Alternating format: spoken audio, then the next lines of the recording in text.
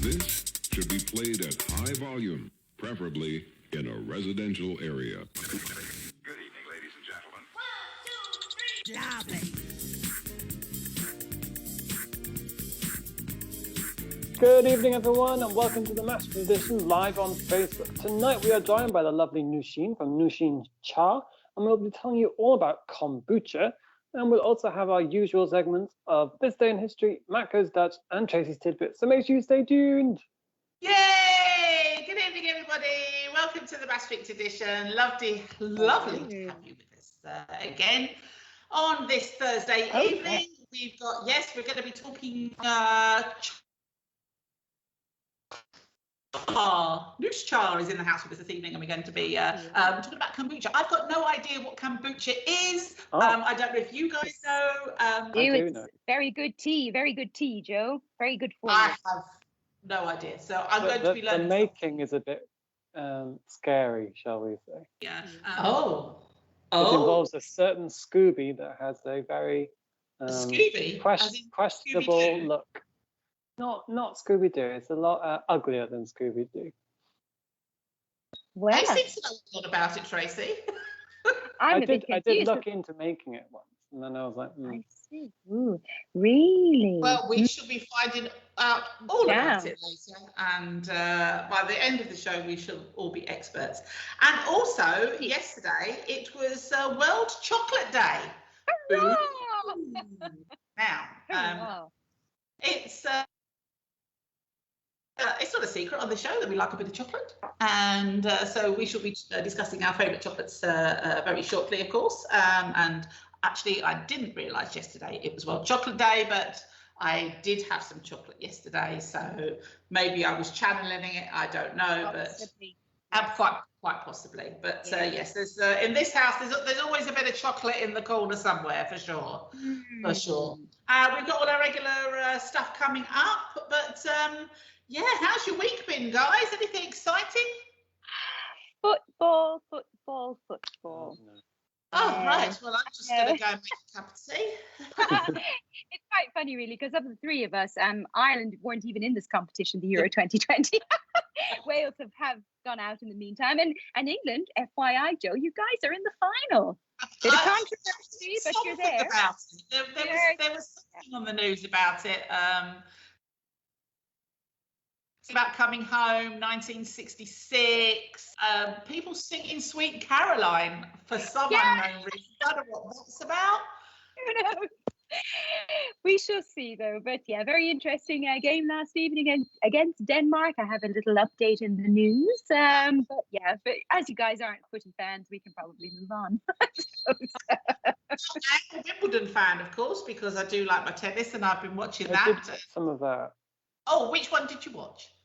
I watched the two Murray games, the Murray Otter game. All right. And the other one. Couple of. That one. Yes. He got knocked out, though, didn't he? Murray, isn't he? Yes. On? Yes. And Federer. We lost Murray last week and Serena Williams, and this week we've lost Federer. And with Andy Murray, of course, I mean, he has suffered so badly over the last few years with injury. His hip, he's got a new hip now, this metal thing going on. To be honest, it's if anybody's got Amazon Prime, then I recommend there is a documentary on there, and I've forgotten what it's called, but it's about him and his journey over a couple of years of being in diabolical pain, out of tennis, and getting his hip replacement. And the journey it went on, and it's quite an eye-opener. It really is. I mean, what these guys put themselves through as far as training is concerned, and of course that's with any athletes. Of course, you know, their dedication is phenomenal. You have to have a particular mindset, which is kind of superhuman. But he's really struggled, and for him to get as far as he did with the hip that he's got was tremendous. But for him to carry on, he's going to have to go even further now with his training to try and compete with the new guys, the new young guys that are coming up now. And there is some phenomenal new players. So, yeah, I can't see that happening. And Federer, 39 years old, you know, he's the granddad these days. I guess so. at some point There you go. he was going to be leaving. So this might be it. This might have been his last game at Wimbledon yesterday. Indeed. Instead of coming home, he's going home. Yeah, Yes. the most notable thing about that Murray match for me was his wife's hair. Oh, Huge hair, like massive, Oh, I didn't see so it. much hair. she's got a lot of hair, Kim. She has. Right. Yeah. She's a very nice lady. Very nice. And they got. I think he's got 4 kids now. Yeah, I hear that too. Yeah. Four kids. Federer's got 4 kids as well. I mean, honestly, how they have time for all that and tennis, I really don't know. So they're probably both exhausted, and it is a good time for them to have. Could well be. Actually. But so we have the women's finals on Saturday and the men's finals on Sunday, and then that's it. And also we have the football final on Sunday, I think. We have a football final, yes, 9 p.m. from Wembley Stadium in London. Yes. Okay, Italy against England. So all the sports fans can watch Wimbledon in the afternoon and then football in the evening. So Indeed. yeah. Oh, okay. Yeah. But There you go. sport. Have you guys been venturing out a bit more? I went for a cycle ride to another brewery. So I told you last week I went to Belgium Yes. brewery. Instead, this time we cycled from Tilburg to Waalwijk. And it was, Okay. it was like today, sort of weather on the way there, like grey, quite warm, it's fine. Had a few beers, really lovely brewery. If you want to, Waalwijk is actually a really nice place, but there's no train station. So you either take the bus, drive, or cycle. We cycled. And then on the way back, it sort of looked a bit grey. We're like, oh, that'd be fine. Kept going. And then for the 17 kilometers back, it really heavily rained. And the whole way. Oh, no. Got back on the train a bit soggy. But it was worth it. It was a nice town. Had a few beers. It was fun. Nice. Were you feeling particularly Dutch, the fact that you'd been out on your bike, had a few beers and got totally soaked? Yeah, I suppose I was. I've integrated. Yeah. There you go. Yeah. Yeah. Yeah, it's a very Dutch thing. Now, I have a bit of a dilemma, actually, that, well, it's not a dilemma, but it is a problem as far as buying new towels is concerned. And I'm hoping that maybe our listeners might be able to help me. Okay. I want to buy some posh bathroom towels, something, you know, those really fluffy ones, that you sort of rub against your face. Oh yeah, that's nice. Really nice. Like you get in a hotel. Exactly. We thought we'd treat ourselves to some nice fluffy towels, and we can't find any.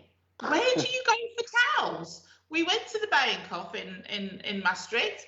Right. They had one set of towels, that's it. All the homeware stuff seems to have disappeared and they replaced it with clothes. So where in Maastricht do you go for nice fluffy towels? Well, I know that the good old Hamer sells a selection of towels, and one of their lines are the fancy ones, and I think they're actually called hotel towels or something. Oh, really? They're extra fluffy. So that could be an option to try out. Okay. I don't think do IKEA do towels, but I'm not sure how fluffy their towels might be. They're not probably fluffy. not very fluffy. Where else? No, they do have fluffy rugs, but I'm not gonna use a rug when I get out of the shower. That's probably a step too far. But you could maybe try the Hamer. They're quite basic, but I think they have one line that's slightly more expensive, and they are flagged as being these kind of fluffy plush towels. Okay. So that might be an option. I didn't think of the Hamer, actually. For the rest, honestly, I don't know. It's been a while since we invested in some new towels, so it seems. Well, the same for us, because our towels are starting to fray badly. No, they're ripping, actually. Oh, gosh, right. They're about 15 years old. Yes, that's it. That's exactly what happens, Tracy. That's exactly what happens. You could try also online. You could try Next or Marks and Spencer's, because I think they also sell some nice towels. We did look at the ones at Marks and Spencer's, actually, but sometimes you just want to feel them, don't you? You feel, yeah, true. Them, and if we don't like them, then we can send them back. But if our listeners out there have got any ideas where you can get some nice fluffy towels, then please do let us know, because I'd like to know. I would. Right, let's talk chocolate then. Okay, let's talk chocolate. Let's talk chocolate. There are many people out there where chocolate features quite largely in their life. They can't go 24 hours without a bit of chocolate. I actually, and I can't believe I'm saying this, there is one friend in my life who doesn't like chocolate. I'm not going to name her because people just might defriend her on Facebook. But yeah. I find that very disturbing news, actually. That's quite worrying. I know. So I'm not going to tell people who she is, but otherwise, everybody I know loves a bit of chocolate. But of course, it comes in various forms. There's some people who like milk chocolate, some people who like dark chocolate. Now, Matt, you seem to have a log of chocolate. What's going on there? No, they're buttons. Oh, chocolate buttons. It's for hot chocolate. Very nice. Oh, okay, nice. So how you have to put 15 grams in. It's a very imprecise way to make it because it's just got pictures. There's no like written instructions. So it's just 15 grams of these buttons with a bottle of milk. Unclear how big the bottle of milk needs to be or how much. Oh, that's quite annoying. Yes. And then put them in the pan together and then add sugar. But I tried to do it that way and it didn't work at all. It sort of all split and it had all little bits in it. So that's not the right way to do it. I think you have to boil the milk first, then put the chocolate in. Fair enough. Is this a gift? It's a gift, yeah. Yeah, it looks like a gift. But it's not a bad Gilla gift. and Camille. Quite a nice gift, actually. Yeah, anything that's got chocolate, I would say, is a good gift. Absolutely. Yeah. Absolutely. Excellent. Oh, you have to try it and tell us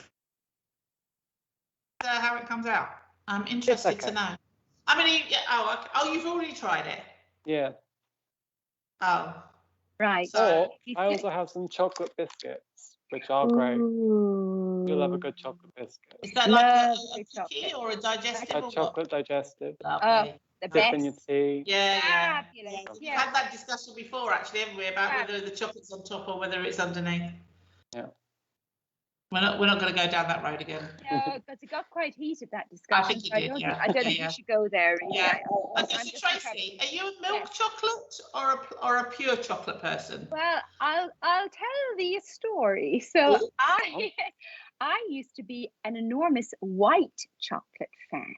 Really? I know. All of those Leonidas chocolates, always the white ones, white chocolate. I know. And nowadays, fast forward, I've gone to the dark side, and I'm all about the pure chocolate. So I exactly. I flipped around completely. So so I'm all about the dark chocolate. I have an example here, which I'm using. We're eating at the moment. It's Original Happiness. This is with 75%. It's very nice. You can get this in the Albert Heijn or other supermarkets. And I like this because it's kind of with the Fair Trade logo. It's vegan. It's all kind of, made ethically. All these kinds of things that are important. It's very, very nice. This is one that's 75%. I also like the one that's about 82% cacao. But if it goes any higher, I find it slightly too bitter for me. So there's a little kind of a limit there in the percentage of the dark. It's funny you should say that, actually, Tracey, because here I have 85%. Ooh, I see. Ooh, very nice. What I like about this particular one, I don't know if you've ever seen this, but it comes in these segments, little individual wrapped portions. So you get 5 in a pack.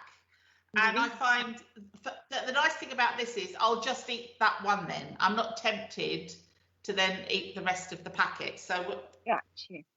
Psychologically, it's a safe bet. Yeah. Yes, exactly. Because if it was just one big bar, I would just I'll just have another square. That's the danger, because it's one. You can't eat much of that sort of chocolate, can you? Isn't it really like cloying? You'd be surprised. Yeah. I can't eat loads of dark chocolate. Yeah, I think it depends, but it's really very nice, a nice little just to nibble on, definitely with a cup of tea or coffee or something. Very, it's very like a nice. treat in the afternoon with a big cup of tea, and that's just enough having that there. But I've also got here, because being a baker, I will always have cocoa powder. Yes. That's pure cocoa powder, so that's always good for your baking, and you'll be pleased to know that's a fair trade one, Tracey. Very nice. And here, this is something that I bought in the Caribbean Ooh, which was January last year, so just before the hit the fan, and lockdown. well, COVID hit the fan basically. Yes, it did. It did. We were in the Caribbean and on the island of Grenada, and we were having a look around a chocolate plantation there, and you were able to buy various different kinds of chocolate, and I bought this, which is a stick. I know it looks like a giant turd, Yeah. but it's not. Or a large cigar. Or a large cigar, but it's a big stick of pure chocolate. Wow. Now you can't eat this because that is really too bitter, but it is nice for grating over a cake or a pudding or ice cream or something like that. Nice. So, and you can actually see I have done a bit of grating. You have. You've been busy. But this will last for. I mean, as I say, I've had this for over 18 months now. Wow. So this will last for quite some time. So yes, I'm stocked up on chocolate. I've got the chocolate covered. I know, but I still miss my favourite because, you know, unless I order a batch in from Kelly's expat shopping or visit Ireland or England, you know, I miss my Fry's chocolate cream. Oh, do you? I do. I love my Fry's chocolate cream. And it's also vegan chocolate. Raw, it's like Oreos. But yeah, I really miss that one, the blue one. And I also miss Kendal mint cake. Which I love too. Oh, I really. Yeah, I haven't had that for a very long time. Yeah, it's so nice. Whenever we would go to London, which was maybe twice a year, there was this little shop in Covent Garden, and they used to sell all the kind of oldie worldy candies and things like that. Yeah. And they also had a good batch of chocolate covered Kendal mint cake. But I haven't been back for so long. London, send me chocolate. Well, it would be nice to know what our viewers think. What's your favourite chocolate? You know, are you a white, a pure, a milk chocolate? Do you have a favourite chocolate bar? Me, yeah, I'm pure is definitely my favourite, and I feel very fortunate living next door to Belgium, so I can get stocked up on some nice Belgian chocolates. But yeah, chocolate is always welcome in our house. And of course, these days you can get sugar-free chocolate, which is still very, very good. There's all Matt's like, no, but I have. What's the point? So do very nice sugar-free chocolate. Actually, it's not bad at all. But you know what? You just have to try these things. Just keep trying it, Matt. Eventually, you'll find the chocolate of your dreams. My favourite is orange chocolate. Ooh, yes, I like a bit of cherry. Chocolate orange. Very nice. Tap it, unwrap it. That's it. There you go. It's not Terry's, it's mine. Yeah, it's not exactly. It's not Terry's. And of course, that idea of tapping it and unwrapping it never works. No, it's really smashed. Yeah. You smash it and obliterate it, and then eat it, or you get a hammer, basically. Oh, and Cadbury's roses. Oh, I'm so depressed. I hate chocolate day. It's just makes me sad. I can see that this is going to go on and on if we don't put a stop to it now. So we're going to move on, because something else that Max like is reviewing new albums. Hey! What a spot of luck, because we gave him an album to review, and of course last week we were celebrating it wasn't just the 4th of July that we were celebrating last week, but it was also Canada Day. And if I remember rightly, Tracy, you chose a Canadian artist for Matt to review. We did. We decided to go that direction. So we chose Bryan Adams, much to the dismay of our guest, Jason, but okay. And we chose the album Best This Is Me, I think it was called, if I recall off the top of my head. So that was the choice for our Matt. So, Matt, we assume you were in the kitchen when you were listening to it? Of course, yes. Of course you were. Where else was he? And what did you think? Well, I thought it was quite a mixed bag, this one. Quite different. I don't know if it's not genres, but like feelings. Like there's some downers, some fun ones, a mix like that. And yeah, I don't know, I sort of felt like I was transported to the 80s or something. It was like that sort of music. Right. like you'd hear on, I don't know, like Stranger Things or something. Like, Oh yes. Oh, the best show ever. By it's the a great show. So but there was some. I never remember the names of songs, but there's that one about Summer of '69. Maybe it's called that. It's called Summer of '69. There you are. Okay, that one. That one I knew, because that one is always on when you go to like parties and discos and things. That is always played. So that just took me back to like university when Oh God. at the end of the night that song always used to come on. Yeah, let's dance to this song. That was a nice flashback. But on the whole, I wouldn't say I was a great fan of Bryan Adams or this album, I suppose. So. Okay. So, I mean, this is somebody who's been around a long time, and he has got a lot of albums out there. But you're not thinking you're gonna dive into this artist again? No. Okay. Sorry, Brian.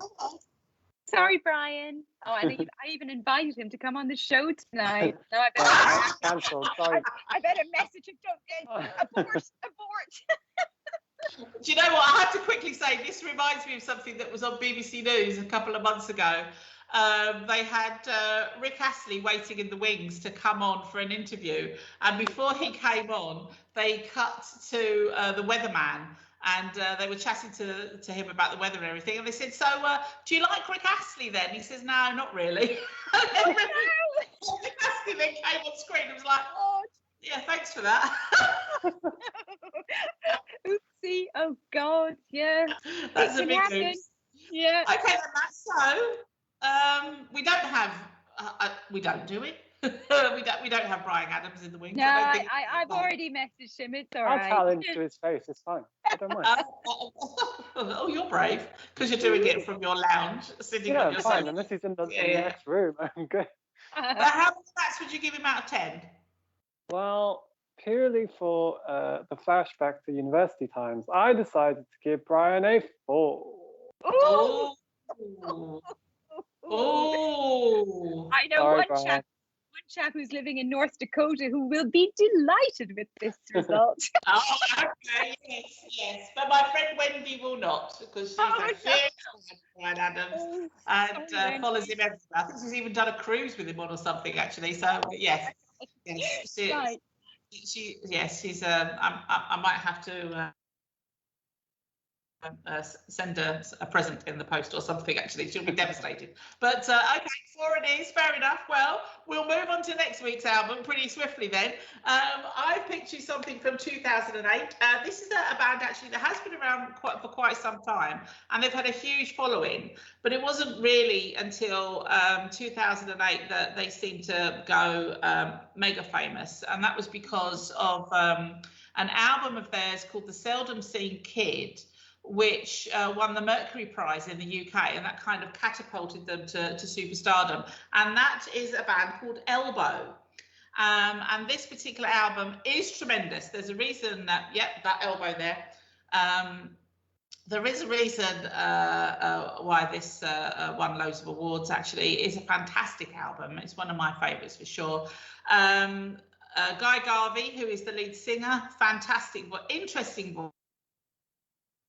It's quite unusual, I think, voice actually. But yeah, Seldom Seen Kid. There's a couple of tracks on there that I think you'll probably recognise. Actually, there's some very anthemic, quite songs that they do as well. So, and very, very popular on the festival circuit as well. So that is going to be your album for next week. Elbow, Seldom Seen Kid. There you go. Okay. Good luck with that. Mm-hmm. Thank you. You're welcome. Right, time to sort of chill down a little bit, I think. Oh yes, let's do it. I'm ready. Shall we get? Just as I said, time to chill down, I started having a bit of a hot flash. That's good timing. Actually, I'm gonna just use my chocolate here. Oh, well done. Yeah. Don't tell me. Oh my goodness, here we go. Right, so I'm gonna get through this as chilled as possible. So let's get all zen-like. Let's chill down. Put our pants on, because it is time for This This day in history. Oh, do you know what? It's angelic. Totally angelic. Today, it is Thursday, the 8th of July. And in 1796, on this very day, the US State Department issues the first US passport. Now, since 1796, I can tell you that today, only a third of American adults have a valid or unexpired US passport. What? And about the same percentage have never had a passport. How can that be? I mean, It's never leave the States. you know what? If you look at the US, there's 50 states, which are basically 50 countries. They've got every kind of climate, every kind of culture. Mm-hmm. I mean, in some respects, there's actually no need to leave because it's all there. But yeah. Still, the wide world, the culture of Europe. Yeah. So a few years later, on this day in 1836, Charles Darwin reaches St Helena on HMS Beagle and takes up lodgings near the tomb of Napoleon. In 1862, Theodore R. Timby is granted a US patent for discharging guns in a revolving turret using electricity. I have no idea what that means. Wow. I'm sure there's somebody not that far away from me, actually, who probably could explain that. But yes, discharging guns in a revolving turret using electricity. We'll wait for the messages to come through. In 1896, Charles Tupper resigns as Prime Minister of Canada after losing the June 23rd election after 69 days in office. Oh no. Hi, Good. not so good. He was not popular. 1947, on this very day, the reports are broadcast that a UFO has crash landed in Roswell, New Mexico. Interesting. Has there been about that since? I mean, really? A lot. Yes, and UFOs are back in the news again now, so it's who knows? I believe there's always a UFO going on somewhere. Well, of course, whether it's aliens, that's another show. 1986, the farthest thrown object, known as an aerobie flying ring, travels 383 meters. Right. And I don't know what an aerobie flying ring is. It's a ring and it flies, and you can chuck it 383 meters. Like a frisbee. I suppose so. Maybe it's a frisbee with a hole in it. Okay. Wouldn't they have called it a polo? Or a donut. Or a donut, yeah. They're not going to get very far, are they? No. Right, so I'm going to ask you guys to get out a pen and paper here. Oh, Because I need you to write something down. Oh. Are I'm you ready ready? to go. Right, Yes. so on this day in 1990, I'm going to give you a time and a date. So I want you to write down this time, 12:34:56. So it's 12:34 and 56 seconds. Mm-hmm. And you're going to write this date down, but you're going to write it the American way, okay? So 7th of the 8th, 90, which is July 8th, 90. And that happened on this day in 1990. If you read that back to me, what have you got? Just read out the numbers. Just read out the numbers. Digit by digit. 1, 2, 3, 4, 5, 6, 7. Oh no, I did the wrong way around. 8, 7, 9, 0. That's indeed. So the right way round is... Well, debatable if it's the right or the wrong way. But 7, 8. 9. So we're beginning to... Oh, this is going really well. It's 1, 2, The numbers are... 1, 2, 3, 4, 5, 6, 7, 8, 9. Thank you! That played out so much better in my head. I did. And what happened at this magical moment? At that time, on that day, but in 1990, that's how you you could actually read the numbers, you see. So at 12:34 and 56 seconds on the 8th of July in 1990. Oh, I see. Yes, got with you. I'm with you. Right. Okay. Good to know. There you go. No. I'm going to move on from that. On the 1996, British girl group, the Spice Girls, released their debut single, Wannabe, in the UK. Oh, God. I'll tell you what I want, what I really, really want. There you go. That's another album from Matthew. And a few years later, in 1999, Harry Potter and the Prisoner of Azkaban, the third book in the series from J.K. Rowling, is published in the UK. Followed up a year later by Harry Potter and the Goblet of Fire, the fourth book in the series, also published on this very day. She was very busy, wasn't she? 2015, on this day, the New York Stock Exchange stops trading for nearly 4 hours due to a technical error. And in 2016, Italian designer Maria Grazia Chiori is the first woman to be appointed artistic director at the French fashion house Christian Dior. Ooh. And finally, on this day in 2018, 4 boys are the first to be rescued after 16 days from the Tam Luang cave in Thailand by Thai and international rescue team. We'll probably remember that news story a few years ago. So a few birthdays. We've got Angelica Houston, was born on this very day, the American actress, born in Los Angeles. Toby Keith, the American country singer, known for Should Have Been a Cowboy, was born in 1961. 1980, Robbie Keane, the Irish footballer. Mm-hmm. That in there, Tracy. And in 1965, Jamie Cook, the British guitarist from Arctic Monkeys, famous for I Bet You Look Good on the Dance Floor, was also born on this very day. And I bet you look good on the dance floor. I think actually there's a young lady that you also know who's got a birthday going on today. Or maybe not. Helena. Happy birthday, Jo. Has got a birthday today. Oh, yes, you're right. My piano teacher. I asked her. I messaged her today, in fact. Hello, Helena. Happy birthday again. Yes. You're right. Yes. Birthday from all of us and anybody else out there who's celebrating a birthday today. Actually, speaking of people we know, I understand that the lovely Petra from Euler Concept Store is celebrating tomorrow. Tomorrow, yes. Tomorrow. So happy birthday in advance to her as well. From everybody here at TME. So anybody having a lovely birthday today, all the best from us. And that was this day. Happy birthday. Hey, thank you. Thank you. Secretly been sent a picture, I believe, actually, from Adam, who's working feverishly in the background there. Right. A picture of an arrangement. And yeah, it's a ring. Right. Basically with a big hole in it. It's a ring with a big... There you go. It doesn't get any more exciting than that. Well, actually, it does get more exciting because I think it's time for Tracy in the news.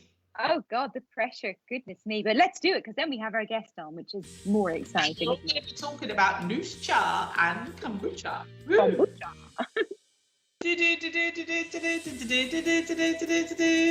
Tracy Taylor with the news. Yes, thank you, Jo, and good evening, everyone. It's July 8th, and you're watching the Maastricht edition on Facebook Live. First, a look at your weekend weather, and things will remain unsettled over the coming days. And although we will see some sunny spells with highs of 23, there is also the chance of some rain and thunderstorms, particularly on Saturday and Sunday. Moving to your news bulletin for tonight, prominent Dutch crime reporter Peter R. de Vries, who was rushed to hospital on Tuesday evening after being shot on a street in central Amsterdam, remains in a critical condition. Eyewitnesses told local media that the 64-year-old journalist and TV presenter was shot up to 5 times, including once in the head. 3 people have since been arrested, amongst them the suspected shooter, but there are still no details as to the possible reasons for the attack. Health Minister Hugo de Jonge has said that the new coronavirus restrictions could be announced in the Netherlands tomorrow, depending on the outcome of emergency advice from the outbreak management team. New restrictions could include the reclosure of nightclubs and the cancellation of events. New European travel advice for the Netherlands may also be disappointing. Currently, the Netherlands is mainly code yellow, but due to the rapidly increasing number of coronavirus infections, there is a chance that the country will move back to code red. A fourth state of emergency has been declared in Tokyo just 2 weeks before the city is set to host the Olympic Games. It means the competition, scheduled for July 23rd to August 8th, will be held under strict COVID restrictions.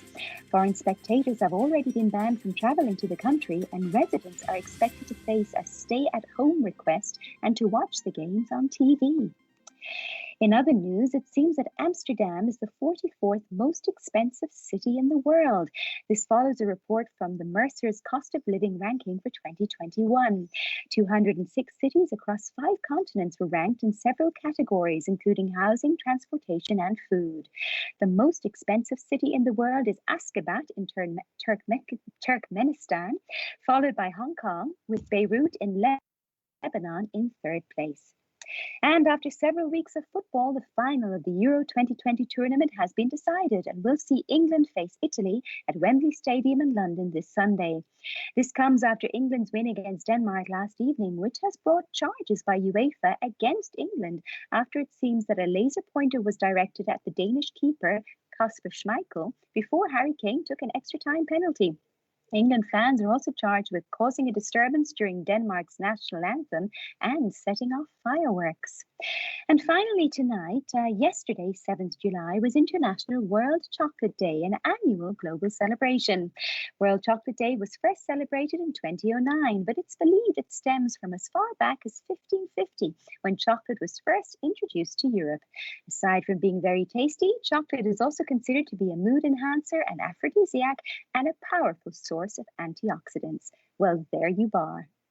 And that's it for tonight. For more local news, you can follow RTV News in English on Facebook and Instagram. If you are a local business, be sure to check out the Support Your Local Business South Limerick Facebook page, a joint initiative between #Maastricht and the Maastricht Edition.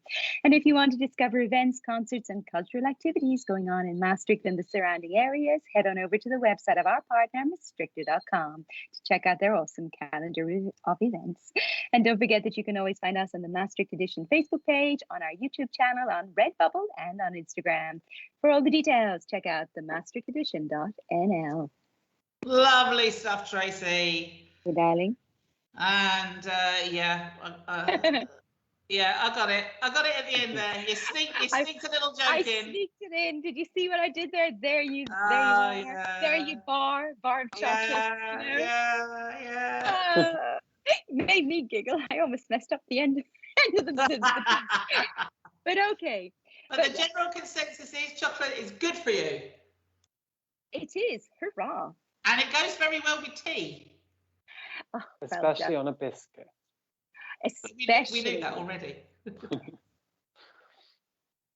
Well, I think it's probably to... Oh, hold on a minute. I'm trying to get our guest on here. Having trouble. Okay, no worries. Just trying to get her. Oh gosh. Oh yes, I know.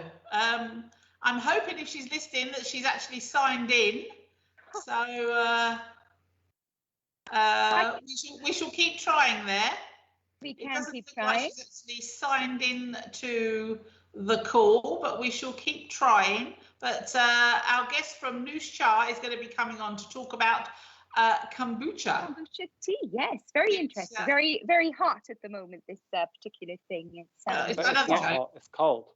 Well, yeah, but but it's yeah, kind of a hot thing to be drinking. You know, all the cool kids are drinking it. So,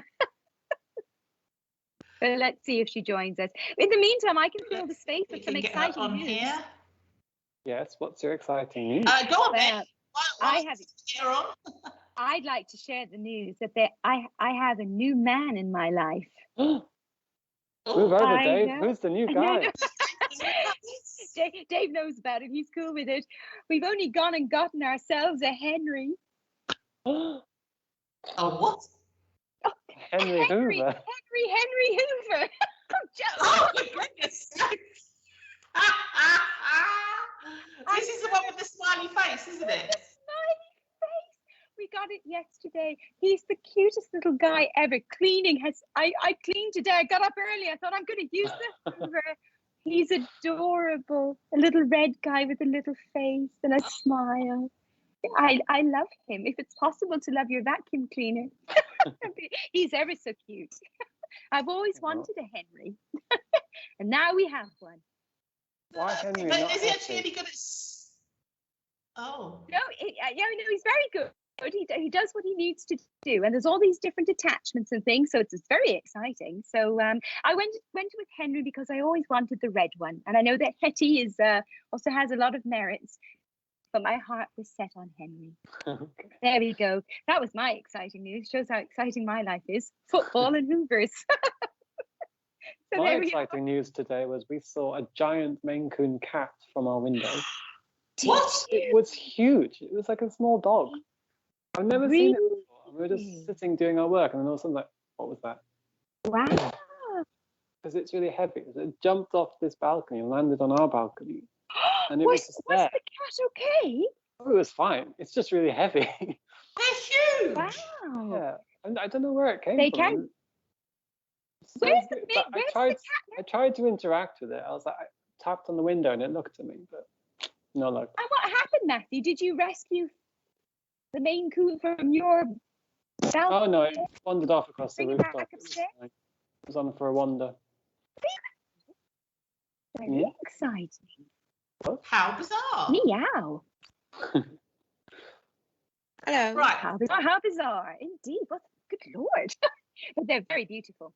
Very beautiful. Yeah, it was huge. You're right there, Jude. Well, I'm trying to get our guests on board. You carry on amongst yourselves. Oh, there she is. We've got her. Excellent. I can see her. I added you guys. Good evening. Hello. Oh, sorry, we had a few technical problems there, but we got you, Alas. Good evening, Noushin. How are you? Good. And you guys, everybody good?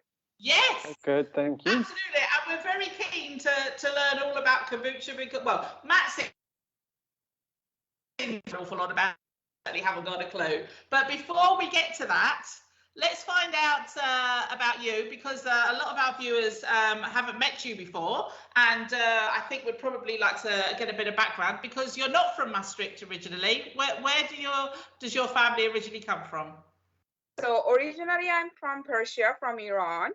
And yeah, so I moved out of the country 2008, and lived different parts of the world and traveled a lot.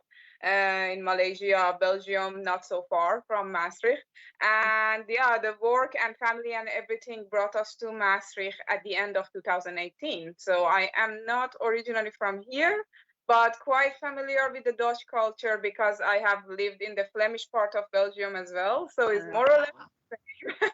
But yeah, of course there are differences, but quite impressed with the little city, very charming. And I love the community, both Dutch and international community, very fantastic community indeed. So yeah, very impressed and very happy with it. So yeah, that's who I am. And so that's how it started living in Maastricht. Fantastic. Well, yes, as far as places to live in the Netherlands, we would all say it's probably one of the best places to live. That's for sure. I agree with that also. Yeah, it's cozy, but it's very charming. And as I said, the people make it more fun even. I love the community, whether it's Dutch or it's the international communities, they are all very good people, very nice communities. So it's very fun and it's always something going on, at least before the pandemic. But yeah. Yes, it's a shame considering that you only arrived in 2018. You'd only been living here, integrating for a short while before all of a sudden the lockdown hit us. So yeah, it was fun though. But even during that year, I was quite active, like trying to find my own groups and community and so on. So yeah, I'm very grateful for that. I'm very impressed with the city and so on. So yeah, all is good. I'm happy with it. Well, it's your turn now to impress us because you are here to talk about kombucha and your new business, Noush Cha. Do we say Cha or Cha? Cha. So we say Cha because in most Asian countries, like from Persia, even in our language, in Persian, we call it chai. Or in India, they say the same. But in China also, or in Japan, they say cha to the tea. So that's the name for the tea in Asian countries. And kombucha is the fermented tea, is the fermented sweet tea. So the story begins like I was drinking the kombucha for many years, like 6 or 7 years now. because I'm not a fan of alcohol. I'm very into healthy, good food and drinks like that. I'm not really a coffee or tea drinker, but anytime I'm socializing or with friends, I would enjoy a glass of bubbly or something. So I got familiar with kombucha 6 or 8 years ago. I think when I just moved to Belgium, it was 2010, 2011. And Belgian community have a much bigger interest in the organic food, biofood, things like that. Like you find a bioplanet in every Belgian city, basically. And it was easy to find. Then I moved even to Canada and North America. It's very easy to find because it's already big there. Like kombucha is a culture, there is the actual culture. Oh. So you can find it in supermarkets so easily. Like around 2015, I was in Canada, it was already the thing. Like, Oh, wow.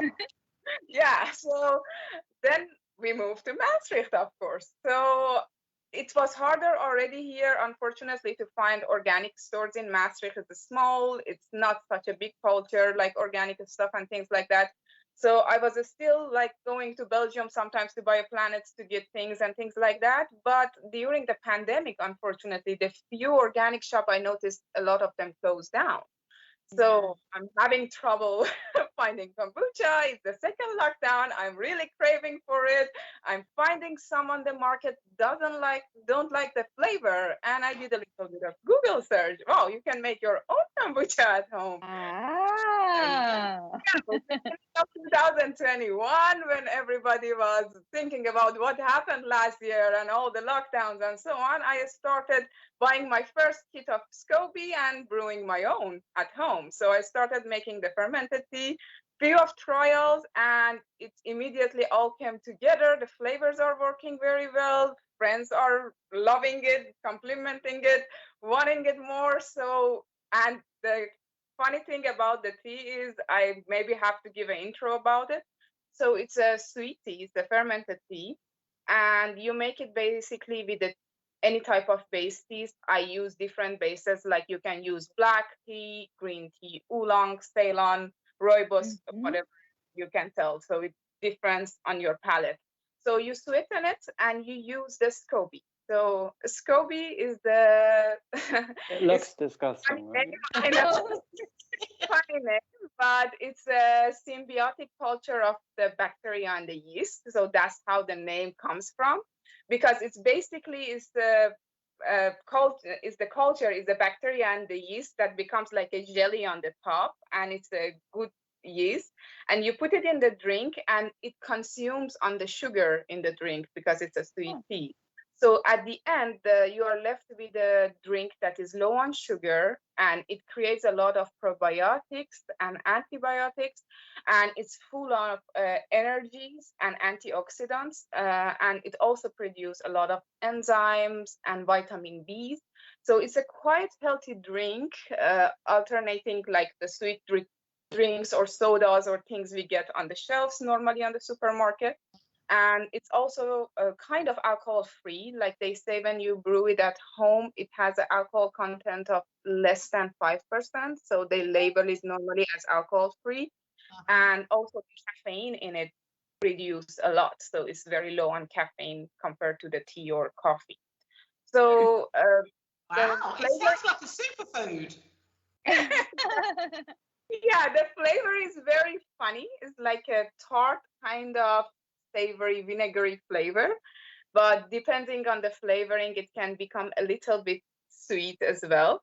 But some people love it and some people hate it because it's a ferment, and it's a tricky thing with the fermented thing, because fermentation also gives the special fermenting smell and all that. So it's either you are a big fan of kombucha or you're not a fan at all. So Yay. So I wouldn't say it's for everybody, but I was a fan for so long. And so far I was lucky that most of the people around me started to love it. So that's how it started. And yeah, as I said, the drink, there are a lot of health benefits associated with it. They believe that it started around 2000 years ago in China. Wow. China. And that's how the drink started. How the name come is they are saying that there was a Korean physician at that time during the old days called Kombu, and he brings the drink because they called it the immortality kind of drink. So it gives you youth because of the antioxidants, and it gives you a lot of energy and mental health. He brought the tea to Japan for the emperor of Japan, and then that's how the name come, Kombucha. The cha refers to the tea, and so that's what I learned when I studied deeply into the tea. But basically, it moves then to Europe, to Russia, and as I said, it becomes quite big in America. Nowadays, it's very big in all over the Europe, but it's starting to become the thing also in Europe. So there is a very good for it because people are showing a lot of interest. Of course, yeah. But it's all very well you saying that, oh, I'm just going to make it at home. But then what happens? Everybody starts enjoying it. So you want to form a business now. What happens next? Because you've got to get it out there to people to buy. Yeah. So yeah, that's the thing. That's the tricky part. As you can tell, I'm in my bag, so one person and a lot to still to plan.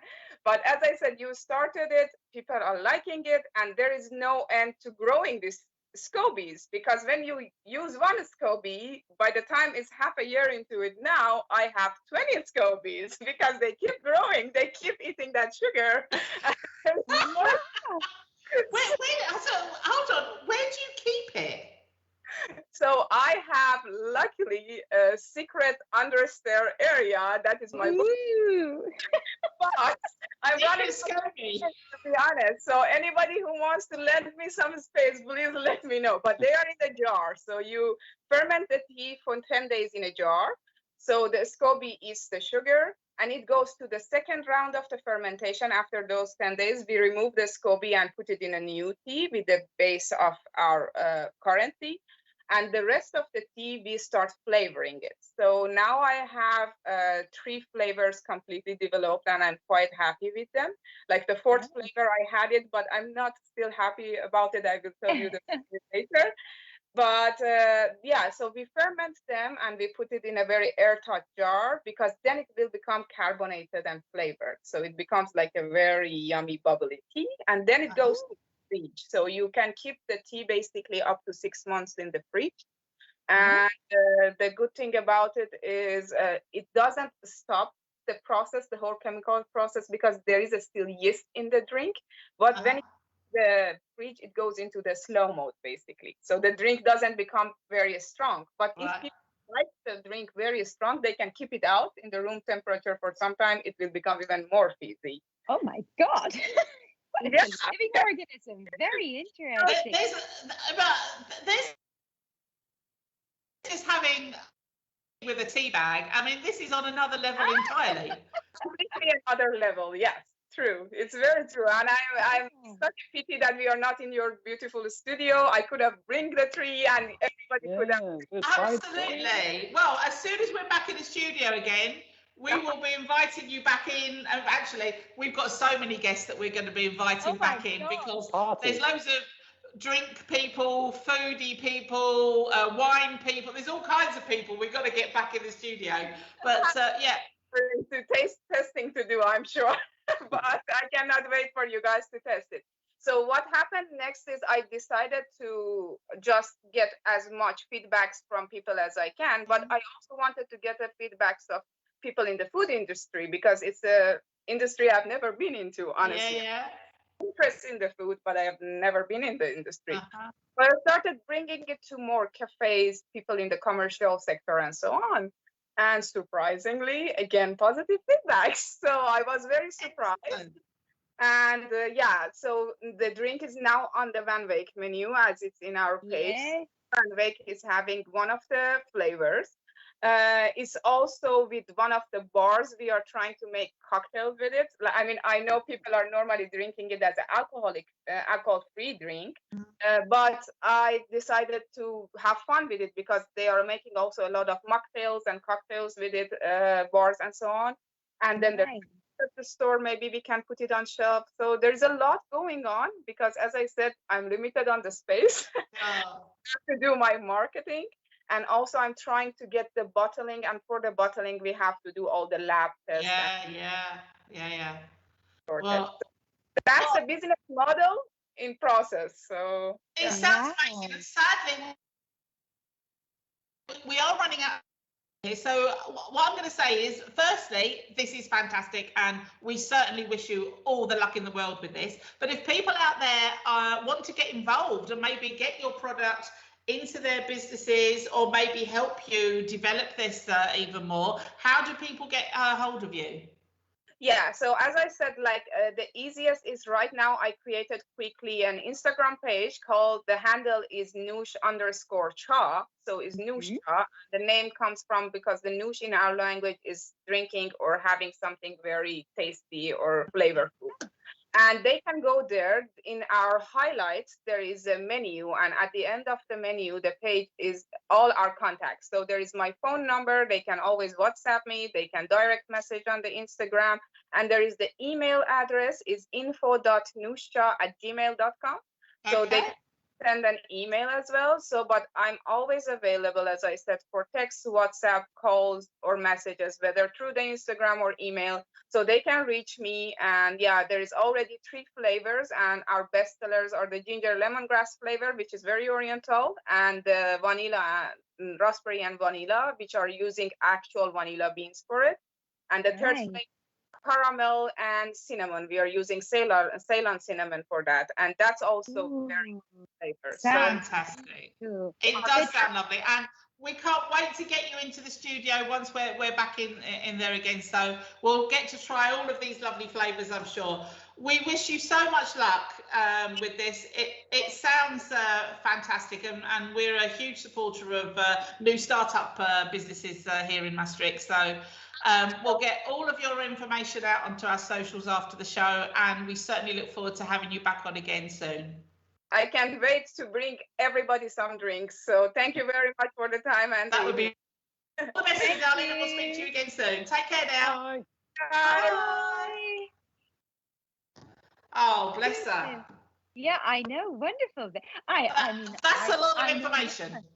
It's a lot of information, but very, very exciting stuff to hear. And I'm intrigued by the various flavors. That vanilla raspberry did sound quite nice. So yeah, it's definitely something I would. I'm intrigued by the whole process. I mean, really, this is not your average cup of tea. No, it's not. You should Google kombucha scoby and see the pictures. Is it really nasty? Yeah, it looks like so. Oh my goodness. Okay. So this is the reason why it's good to know where you can get your kombucha tea from. So you don't have to bother with scoby, you see? Yeah. So we know the places to go to now. So that's fantastic. Exactly. Brilliant stuff. We need to get our studio soon. We're missing out all these. So anyway, time for Matt Goes Dutch, I believe. It is. You got for us this week? Yeah, so this month, I suppose. No, it was already July last week, right? So for this week, I know. I've written down some summer tips. If you would believe it's summer, apparently it's summer here in Rumour has it. I'm not convinced. So I decided to give you some summer tips because, you know, we need them. Yeah, exactly. We all need to go out and enjoy the lovely weather we're having. Yeah, and we love a top tip. Appreciate nature and the surroundings. So, of course, Maastricht is surrounded by some really, really lovely countryside compared to the rest of the Netherlands, not biased at all, and has some really interesting places to visit. So if you do not fancy going abroad this year, or if you cannot due to the stupid, rising numbers, and I won't go into that. I'll spend all night talking about it. So if you want a staycation or you just want to have a quick break from Maastricht, there are plenty of places you can visit. So this week I'm going to tell you a bit about Valkenburg. And if you've not been there, what have you been doing? Because it's just 10-15 minutes from Maastricht on the train. And it is a great place to visit if you want a quick holiday, even just a day out. And it has all the tourist facilities you need, of course, because it has been a very popular tourist destination since the 19th century, when it became a resort for well-to-do Dutch people, with the opening of the train station between Maastricht and Aachen in 1853, and it's currently the oldest train book. So it has everything you need. It has hotels, it has a spa, the TME spa is there. It even has a big casino, there's a castle, there's loads of countryside, and yeah, so what more could you want? And if the weather's nice, then it's a lovely place to be. So fingers crossed. And the town has a really interesting history too, because of course I always look into the history. So there's been a settlement there since 3300 BC. And the people then were mining flint in the rocks there, and the Romans continued to excavate this flint. And you can also visit the Roman Museum there and see some really interesting murals in the underground tunnels and see the remains of the flint mine from thousands of years ago. And during the Middle Ages, the town became an important fortress. So there's a huge castle on the hill. There's actually a hill in the middle of Valkenburg. And you can visit the ruins of this castle, which was blown up by the Dutch during the 80s war, so the Spanish couldn't use it. And you can find out all about history of the war at the castle. It's this called Schaloen. It's Schaloen. Okay. I'm not entirely sure how you pronounce that, but it's a beautiful castle, and you can have a nice sure drink on you the pronounced terrace. it just the way you did. Schaloen. That place. Yeah, so you can. It's got fairy tale turrets and all little battlements, and it's a great place to have a drink. And if you're feeling adventurous, you can cycle up a very steep hill and go to Gulpen and enjoy a nice beer in the Gulpener brewery. It's also a lovely place to have a sit down and a drink. They have a nice terrace there, and you can also do a tour of the brewery. So yeah, that's my tip for this week, and stay tuned to see where we will go next week. Ooh, very nice. That's a good tip for sure. I mean, personally, I have to say I have only been to Valkenburg 3 or 4 times, not very many times, but every time I've been, it's been very buzzy. There's been lots going on, so yeah, it's well worth a visit. But it does help if you've got nice weather, definitely. It does, Yeah, like most places. Probably, yeah. Visit, a little bit of sun or at least dry weather would help. and it's a really nice cycle from Maastricht. Fingers crossed it won't be so bad. So anyway, we're coming up towards the end of the show. Before we go though, Tracy, what have you got on the titty bitty front? Very quickly, in honour of World Chocolate Day, that was yesterday, I thought I'd remind you that there are quite a number of chocolate shops in Maastricht. Not just one, not just 2, but there's a load of these chocolate shops. So maybe this is good. Interesting. I mean, we've got the Belgian Leonidas, but they have several of them dotted around the city. And there's also a place called Dark Maastricht, which is a place where you can get like little hot chocolates and things like that. And they also do little bits that you can take away.